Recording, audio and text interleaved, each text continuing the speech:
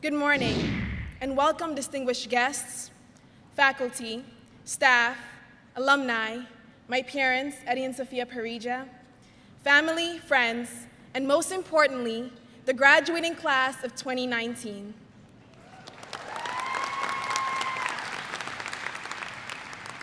I am honored and humbled to stand before you this morning.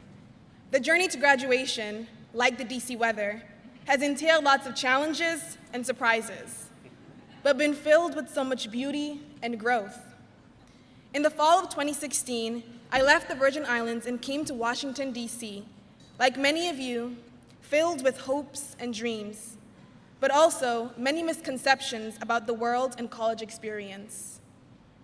Growing up in the Caribbean, I was culturally unprepared to enter a predominantly white and liberal campus. I had never thought of myself as a minority.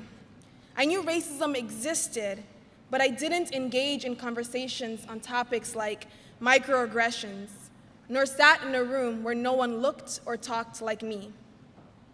I have to be honest, despite my excitement about going to school in Washington, DC, these experiences overwhelmed me. And to cope, I isolated myself. I loved my classes, but I still felt that I just didn't belong here. All of this changed in the fall of 2017. Right as we entered the height of the semester, 2 Category 5 hurricanes struck the Virgin Islands, and I genuinely feared for the lives of my loved ones. In the aftermath, I found myself unable to communicate with my immediate family, the people I relied on most. And for a few weeks, I was financially dependent on my federal work-study job, while my other siblings devised ways to send basic supplies back home.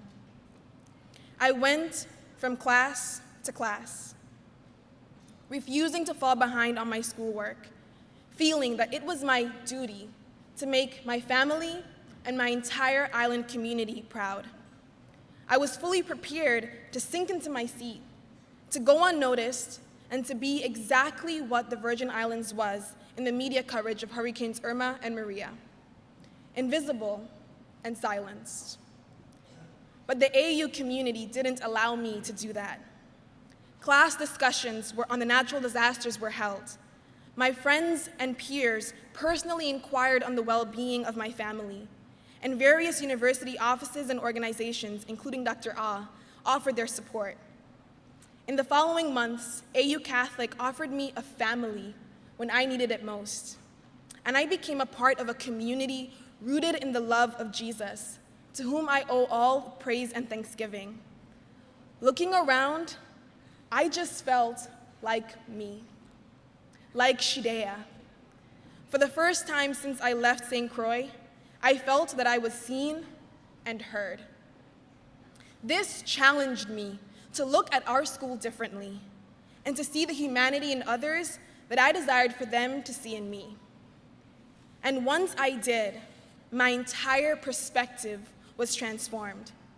I began to recognize the vibrant energy here, an energy that propels wonks to challenge the status quo, to demand respect and equal treatment for one another regardless of race, gender, sexuality, or economic status.